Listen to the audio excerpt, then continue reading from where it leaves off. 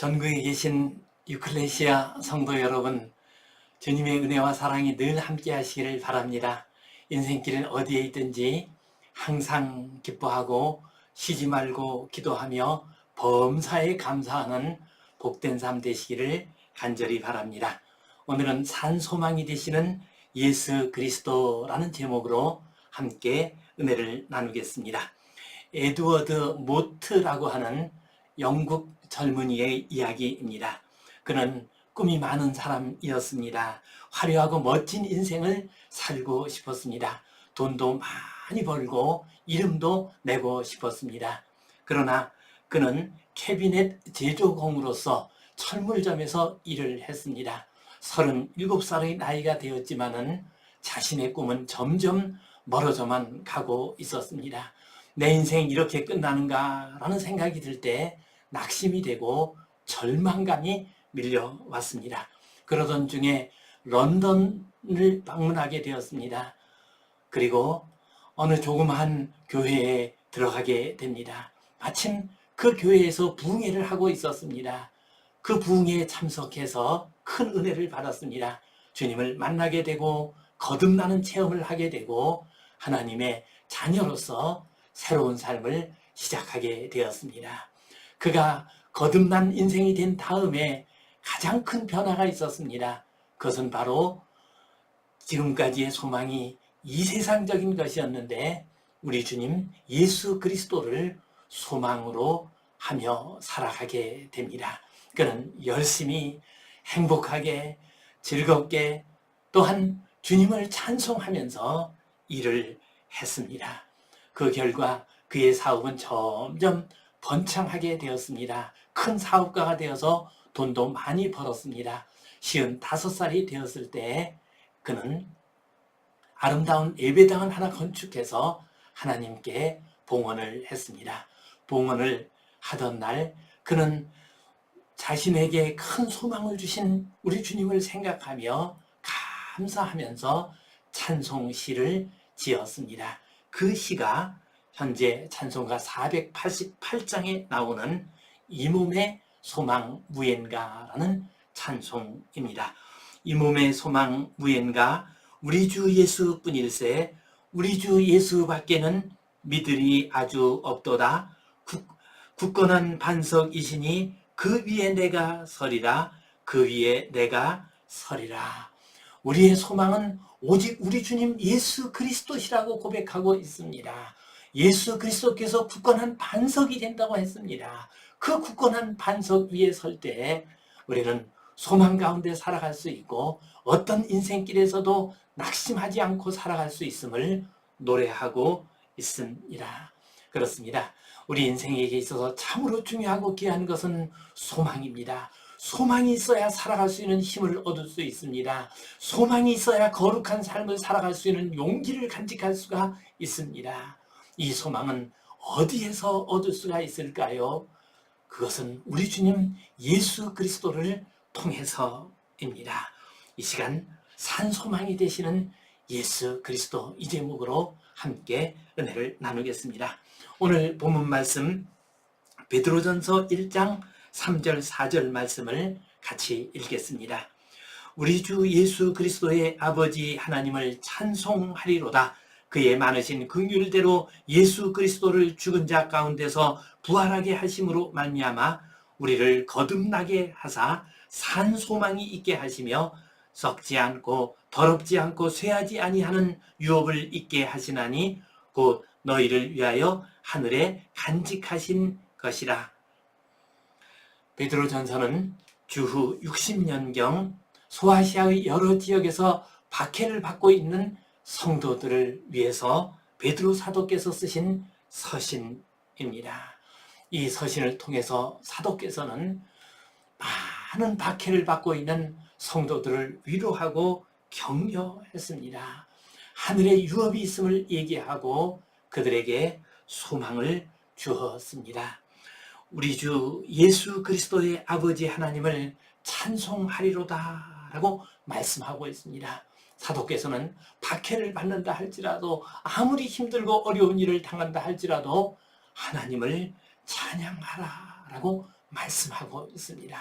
하나님을 찬양하지 않게 되면은 박해를 받는 가운데 마음이 거칠어질 수가 있습니다. 믿음을 잃을 수가 있습니다. 그래서 하나님을 찬양하라. 그래야 너희가 소망을 얻을 수 있다라고 말씀하고 있습니다. 하나님을 찬양하게 되면 우리에게 소망이 임하게 됩니다. 우리 주님 예수 그리스도께서 우리의 산 소망이 되시는 것을 알게 됩니다. 예수님이 우리의 산 소망, 참된 소망이 되십니다. 왜 그렇습니까? 예수님이 우리를 구원해 주시기 때문입니다. 우리를 거듭나게 하시기 때문입니다. 예수님이 우리를 죽음 가운데 있다 할지라도 부활의 길로 인도해 주시기 때문입니다. 곧 예수 그리스도를 죽은 자 가운데서 하나님께서 부활하게 하셨으므로 또한 하나님께서 우리들도 부활하게 하실 것이고, 그러므로 우리는 설사 박해를 받고 순교를 당하는 경우를 만난다 할지라도 우리는 소망을 간직할 수 있다라고 말씀하고 있습니다. 뿐만 아니라 우리는 하늘로부터 오는 유업을 받을 수가 있습니다. 썩지 않고 더럽지 않고 쇠하지 아니하는 유업을 있게 하시니라. 이 유업은 곧 하늘에 간직된 유업인다라고 말씀하고 있습니다.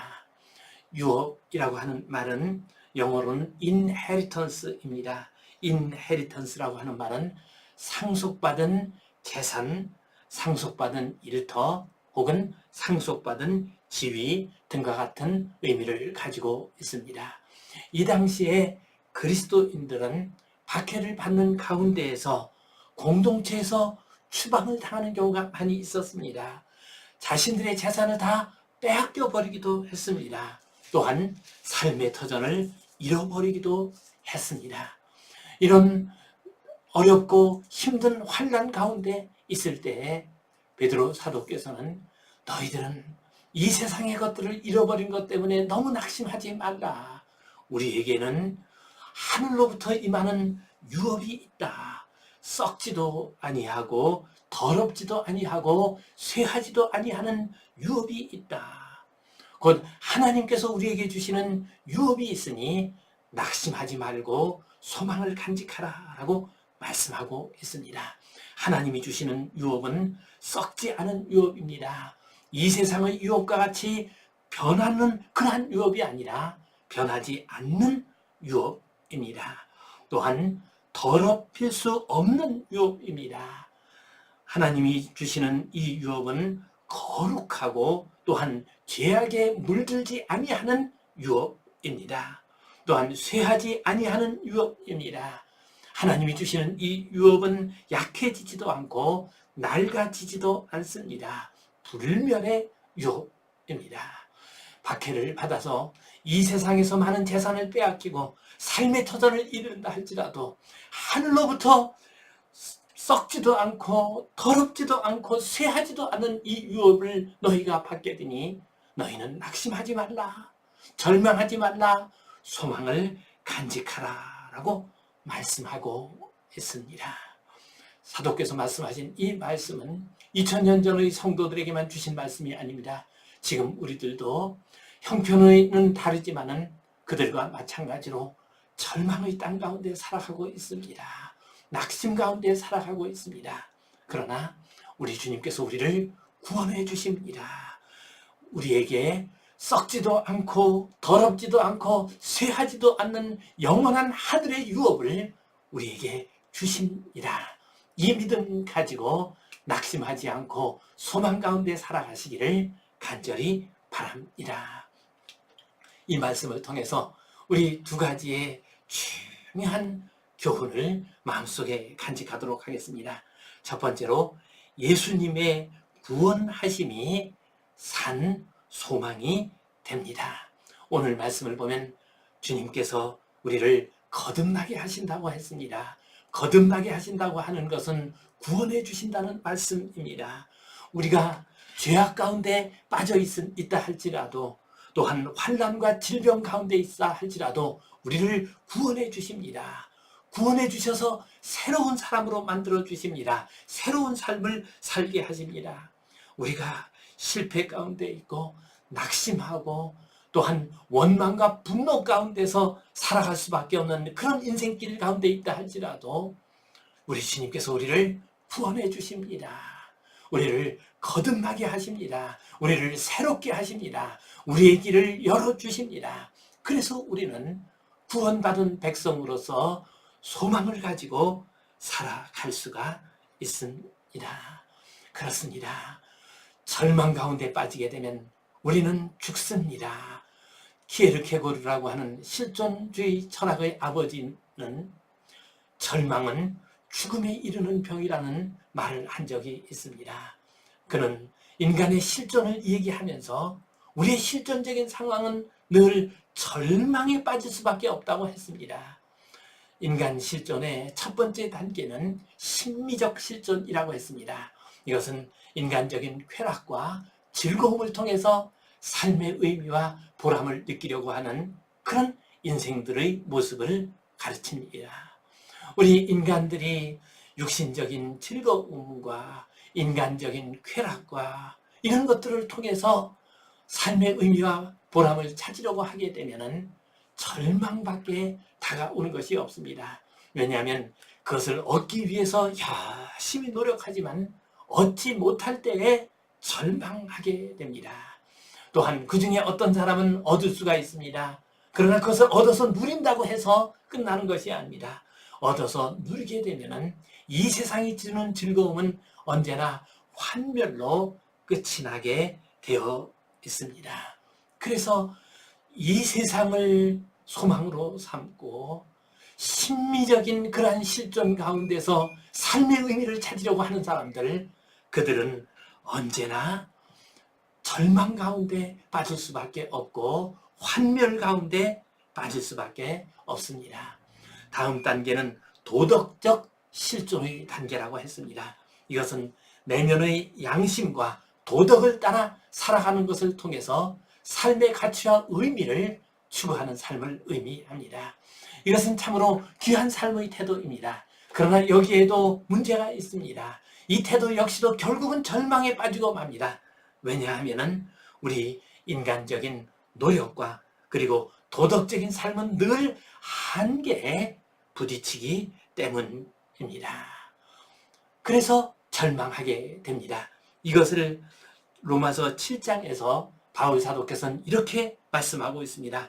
내가 원하는 바 선은 행하지 아니하고 원하지 아니하는 바 악을 행하는도다 라고 했습니다. 오호라 나는 곤고한 사람이로다. 이 사망의 몸에서 누가 나를 건져내랴 라고 했습니다. 우리 인간이 이처럼 심미적인 실존에서 혹은 도덕적 실존에 머물게 되면 우리가 아무리 애쓰고 수고한다 할지라도 결국은 절망에 빠질 수밖에 없습니다. 그때 우리는 종교적인 실존, 신앙적인 실존으로 들어갈 때 우리는 구원을 받을 수가 있고 소망을 얻을 수가 있습니다. 우리 주님 예수 그리스도 앞에 단독자로 서게 되고 그분의 은혜를 구하게 되고 그분의 구원하심과 그분의 은혜 가운데 살아가게 될 때 우리는 새 사람이 됩니다. 거듭난 삶이 됩니다. 그리고 새 소망 가운데 살아갈 수가 있습니다. 우리 주님 예수 그리스도는 우리의 구원자가 되십니다. 우리의 인생길 살아갈 때 아무리 몸부림친다 할지라도 우리는 절망에 빠질 수밖에 없는 것이 인생들의 모습입니다. 우리가 죄악으로 인해서 환난이나 질병으로 인해서 실패와 좌절과 상처로 인해서 절망 가운데 빠져 있을 때 우리 주님께서 우리를 구원해 주십니다. 우리를 구원해 주시는 우리 주님 앞으로 나아가게 될 때 우리는 새 소망을 얻을 수가 있습니다. 이 믿음 가지고 주님 앞으로 나아감으로 주님 안에서 소망을 간직하는 복된 성도님들 되시기를 간절히 바랍니다. 두 번째로 주님이 왕 대신 하나님의 나라가 우리의 소망이 됩니다. 오늘 말씀을 보면 산 소망이 되시는 주님께서 우리에게 썩지도 않고 더럽지도 않고 쇠하지도 아니하는 유업을 있게 하신다라고 했습니다. 이처럼 썩지도 않고 더럽지도 않고 쇠하지도 않은 유업이 무엇입니까? 바로 하나님의 나라가 우리에게 임한다는 의미입니다. 우리 주님 예수 그리스도께서 왕이 되시는 하나님의 나라가 우리에게 임하시게 됩니다. 그러면 그것이 어느 곳이든지 간에 하나님의 통치가 이루어지게 됩니다. 우리들은 가정이 파괴되고 또한 학교가 무너지고 우리의 삶의 터전 일터가 흔들리는 그러한 삶 가운데서 살아가고 있습니다. 심지어는 하나님의 집이라고 하는 교회까지도 많이 흔들리고 있습니다. 이러한 가운데 있다 할지라도 우리가 낙심하지 않고 살아갈 수 있는 이유가 있습니다. 그것은 하나님의 나라가 우리에게 임하시기 때문입니다. 하나님의 나라의 왕 되신 우리 주님께서 우리에게 다가오시기 때문입니다. 우리의 가정이 아무리 깨어지고 흔들린다 할지라도, 우리의 삶의 터전이 아무리 힘들고 어렵다 할지라도, 별의별 힘들고 어려운 일을 당한다 할지라도 하나님의 나라가 우리에게 임하고 계십니다. 하나님의 나라가 우리의 가정에, 우리의 삶의 터전에, 우리의 교회 가운데 임하고 계십니다. 왕 되신 주님께서 우리에게 오고 계십니다. 그렇기 때문에 우리는 어떤 절망의 상황 속에서도 우리는 소망을 간직하며 살아갈 수가 있습니다. 이 나라와 이 사회가 어지럽고 혼탁합니다. 얼마 전에 북한의 김정은 위원장과 미국의 트럼프 대통령이 2번이나 만났습니다. 그래서 뭔가 이 땅에 평화가 이루어질 것인가 하는 소망도 가져봤는데 또한 온 백성들이 낙심에 빠지고 말았습니다. 비록 낙심되고 실망되는 좌절을 경험한다 할지라도 우리에게 소망이 있습니다. 왜냐하면 우리에게 이 땅 위에 하나님의 자녀들 위에, 이 민족, 이 백성 위에 하나님의 나라가 임하고 있기 때문입니다. 우리 주님 예수 그리스도께서 우리에게 오고 계시기 때문입니다. 이 믿음을 간직하게 되면 우리는 어떤 어려움과 절망 가운데서도 소망을 간직하며 살아갈 수가 있습니다. 하나님의 나라가 임하고 계십니다. 주님이 오고 계십니다. 이 믿음을 가져야 합니다. 그때 우리는 어둡고 절망스러운 인생길 속에서도 참된 소망, 산 소망을 간직할 수 있습니다. 2차 세계대전 당시의 이야기입니다. 베를린 근처에 있는 포로 수용소에 많은 연합군 포로들이 갇혀 있었습니다. 독일군의 학대와 열악한 수용소 생활 가운데서 그들은 절망 가운데 빠지고 말았습니다. 언제 전쟁이 끝날지, 자기들이 이 포로 수용소 생활을 과연 견디고 살아남을 수 있을지 그들은 확신이 서지를 못했습니다. 그래서 그들은 병들고 절망에 빠진 가운데서 죽어가고 있었습니다. 그때 연합군 포로 가운데 한 사람이 있는데 그 사람은 아주 뛰어난 기술자였습니다. 이 사람이 수용소의 쓰레기통에서 부서진 라디오 하나를 구했습니다. 그는 그 라디오를 가지고 와가지고 끊어진 선을 잇고 찌그러진 부분을 펴고 이렇게 했습니다. 그렇게 됐더니 이 라디오에서 소리가 나기 시작을 했습니다. 뉴스가 들리게 되었습니다. 놀라운 뉴스가 들렸습니다. 1944년 6월 6일에 아이젠하워 장군의 그 지휘 아래 노르망디 상륙작전이 성공했다는 것입니다. 그리고 지금 12만 명의 연합군이 프랑스에 상륙을 했습니다. 그리고 이제 베를린을 향해서 공격해 들어오고 있다는 소식이었습니다. 얼마 있지 않아서 전쟁이 끝난다는 것입니다. 얼마 있지 않아서 독일은 패하게 된다는 소식이었습니다. 이 소식을 들은 연합군 포로들은 소망을 간직하게 되었습니다. 지금까지는 어떻게 내가 이 포로 수용소를 빠져나갈 수 있을까 하는 것에서 아무런 길을 발견할 수 없었습니다. 그래서 절망에 빠졌습니다. 그러나 연합군이 지금 오고 있다. 이 베를린을 향해서 오고 있다. 이제 얼마 있지 않아서 이 포로 수용소에서 자기들이 풀려나게 될 것이라고 하는 소망을 간직하게 되었습니다. 그 소망이 생겼기 때문에 그들은 힘들고 어려운 포로 수용소 생활을 끝까지 견딜 수 있었고 고향 집으로 돌아갈 수 있었습니다. 우리는 지금 연합군 포로 수용소와 같은 절망의 땅에서 살아가고 있습니다. 우리의 가정도, 우리의 삶의 터전도, 이 나라도, 이 백성의 삶 가운데도 많은 절망이 우리를 감싸고 있습니다. 그러나 우리 주님 예수 그리스도께서 왕이 되신 하나님의 나라가 우리에게 임하고 있습니다. 지금도 임하고 있습니다. 성령님께서 하나님의 나라가 우리에게 임하고 있음을 우리에게 확증시켜주고 계십니다. 우리에게 보증해주고 계십니다. 우리가 우리에게 다가오는 이 하나님 나라에 대한 믿음을 간직할 때 우리는 소망을 가지며 살아갈 수가 있습니다. 소망은 우리 주님 예수 그리스도 안에 있습니다. 주님께서 구원자가 되십니다.